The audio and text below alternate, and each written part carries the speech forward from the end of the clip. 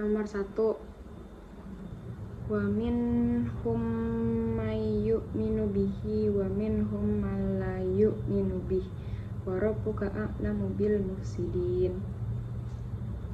Itu ada tajwid, idgham halqi, idgham mimi atau idgham mutamasilain, lalu ada idgham bila gunnah, lalu ada mad silah qasirah, idgham halqi,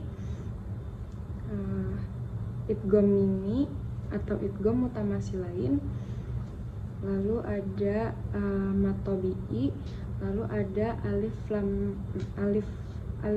lam qamariyah, lalu ada mad arid li sukun. Wa in kadzabuka faqul li amali wa lakum amalukum. Itu ada ikhfa, lalu ada mad tabi'i, idgham mutamasilain, mad tabi'i lagi, lalu ada idhar syafawi. Antum bari'una mimma a'malu wa ana bari'um mimma ta'malun.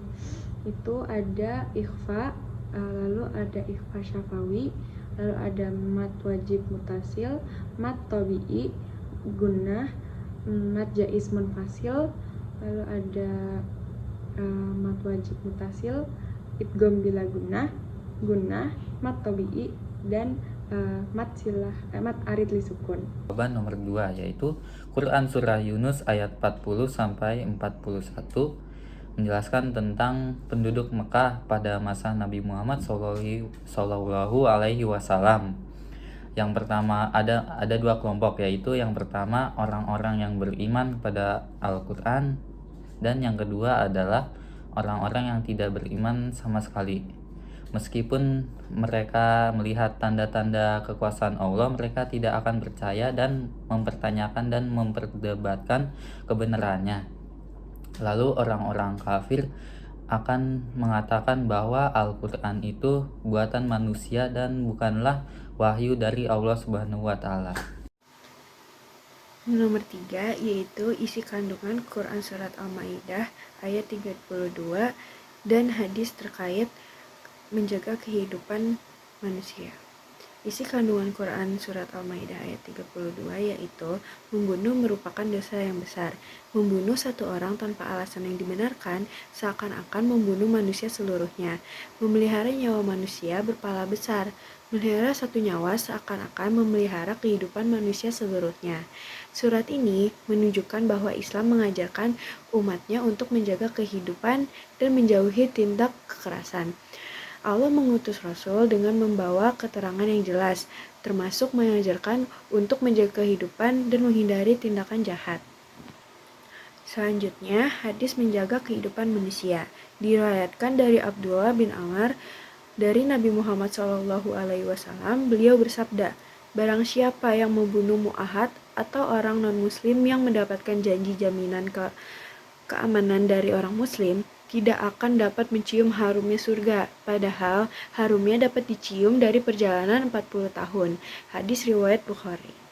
Nomor 4 adalah isi kandungan Quran Surat Al-Ahzab ayat 35 yang menjelaskan tentang menjaga kehormatan. Allah menjanjikan pahala besar dan ampunan bagi siapa saja, laki-laki maupun perempuan, yang menjaga sholatnya, tetap khusyuk, suka bersedekah, suka beribadah, dan suka berpuasa, serta menjaga kehormatan seseorang. Allah juga menegaskan di ayat ini mengenai kesetaraan laki-laki dan perempuan dalam menerima balasan atas amal perbuatan yang mereka lakukan. Dan Syekhul Islam Ibnu Taimiyah rahimahullah mengatakan bahwa sesungguhnya menjaga kehormatan adalah orang yang tidak mengharap-harapkan dengan hatinya dan merasa cukup, karena sesungguhnya merasa cukup lebih baik daripada menjaga kehormatan seorang itu, dan kekayaan yang paling mulia adalah kekayaan jiwa. Oke, selanjutnya penjelasan tentang muru'ah dan contohnya dalam kehidupan sehari-hari. Jadi muru'ah itu terbagi menjadi 3, teman-teman. Yang pertama, muru'ah terhadap diri sendiri. Maksudnya adalah mempertahankan serta melaksanakan perilaku yang mulia dan menghindari perilaku yang tercela dimanapun dan kapanpun, meskipun kita dalam keadaan sendirian dan tidak ada orang lain. Yang kedua, muru'ah terhadap sesama makhluk. Menjaga perilaku mulia dan menghindari perilaku tercela kepada orang lain, baik di lingkungan, keluarga, sekolah, dan masyarakat. Yang ketiga, muru'ah terhadap Allah Subhanahu wa taala, yaitu merasa malu kepada Allah Subhanahu wa taala sehingga selalu melaksanakan perintahnya dan menjauhi larangannya. Contoh muru'ah dalam kehidupan sehari-hari nih teman-teman, menjaga perkataan dengan tidak mengejek teman atau berkata kasar. Yang kedua, menggunakan pakaian yang mencerminkan syariat Islam, seperti tidak menampakkan lekukan tubuh atau menggunakan pakaian yang ketat. Yang ketiga, menjauhi pergaulan bebas dan zina. Keempat, menjauhi makanan dan minuman yang haram.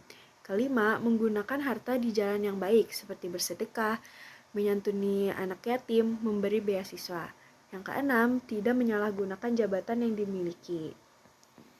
Jawaban nomor 6, Ali Abdul Halim 2010 mengatakan bahwa ikhlas dibagi menjadi 3 tingkatan, yaitu pertama orang awam atau umum. Pada tingkatan ini seseorang beribadah kepada Allah Subhanahu wa taala tujuannya untuk mencari dan menghitung keuntungan dunia dan akhirat. Contohnya, seseorang melakukan ibadah dengan tujuan ingin agar badannya sehat, harta banyak, dan kelak di akhirat masuk surga.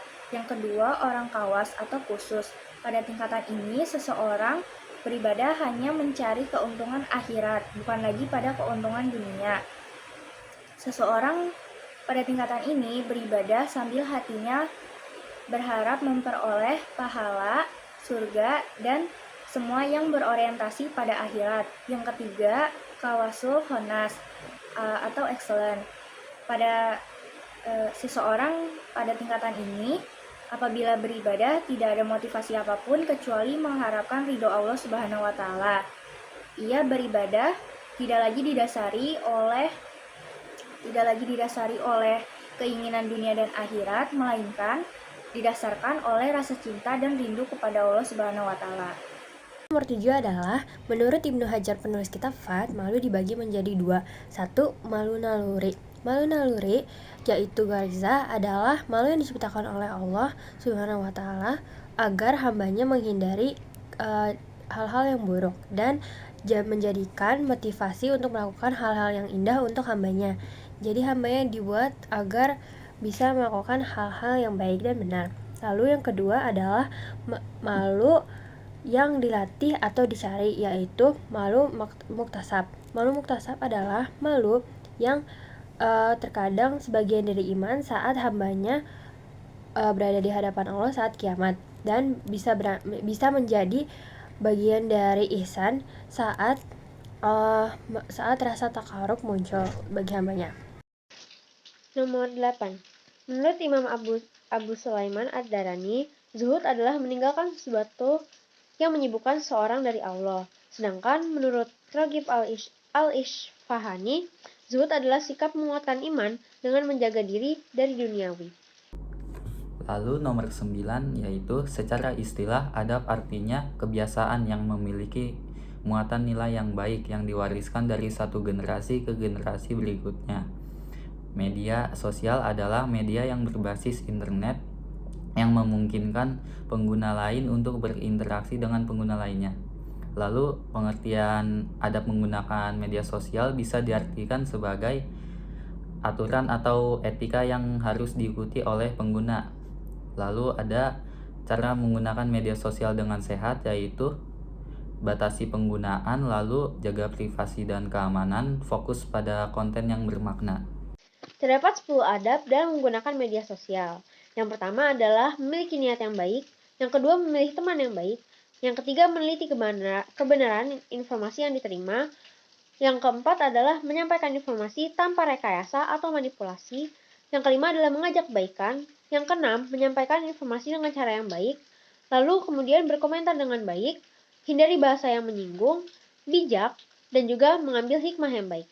Dalam adab bermedia sosial akan dibangun sebuah penerapan karakter, yang dimana kita harus saling menghormati dan menghargai, juga menggunakan bahasa yang sopan dan santun, menghindari upload berita suzon atau mencari-cari kesalahan orang lain, yaitu tajasus.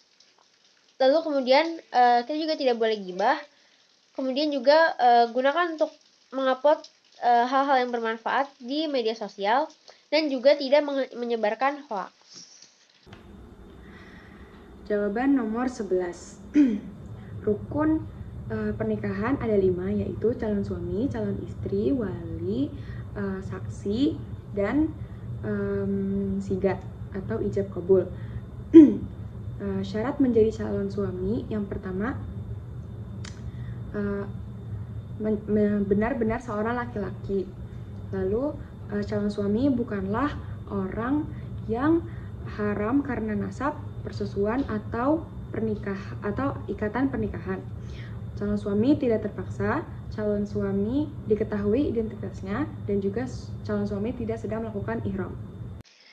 Syarat untuk seorang calon istri yang pertama adalah calon istri harus benar-benar perempuan, lalu kemudian bukan wanita yang haram dinikahkan karena nasab, persusuan atau ikatan pernikahan, lalu kemudian harus jelas identitasnya dan tidak sedang melakukan ihram atau masa iddah.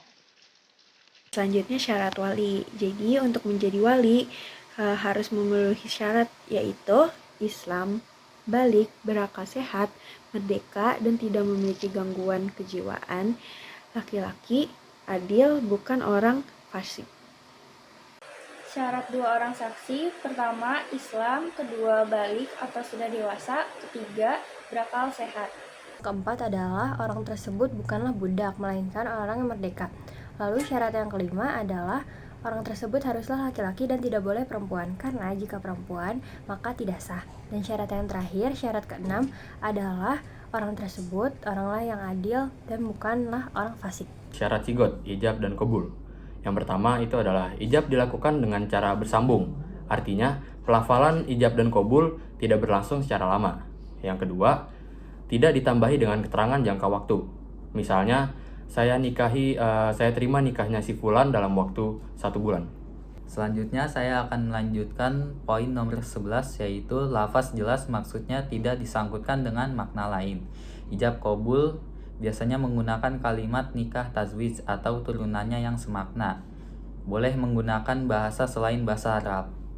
Selanjutnya jawaban nomor 14, yaitu adalah pendapat-pendapat menurut yang pertama itu adalah Muhammad Ali Pasha, yaitu modernisasi Mesir melalui reformasi militer, administrasi, dan ekonomi, serta kemajuan pendidikan. Yang kedua itu adalah dari Rifa'ah Baidawi Rafi'at Al-Tahtawi, yaitu pembaharuan pendidikan dan sosial di Mesir. Yang ketiga itu adalah dari Jamaluddin Al-Afghani, yaitu persatuan Islam, anti-imperialisme barat, modernisasi, serta ijtihad. Yang keempat itu adalah dari Muhammad Abdul, yaitu reformasi pendidikan dan reformasi agama dan pendidikan di Mesir. Jawaban untuk nomor 15, yaitu perbedaan-perbedaan pendapat menurut yang pertama itu dari Rashid Ridho, yaitu melanjutkan pemikiran dari Muhammad Abduh dalam bidang reformasi, khilafah Islamiyah, dan Salafiyah. Yang kedua itu adalah dari Sultan Mahmud II, yaitu modernisasi Kesultanan Utsmaniyah Turki melalui bidang reformasi, administrasi sosial, dan modernisasi. Yang ketiga itu adalah pendapat dari Muhammad Iqbal, yaitu pengembangan ilmu serta pembentukan negara Pakistan. Sekian dari kami. Wassalamualaikum.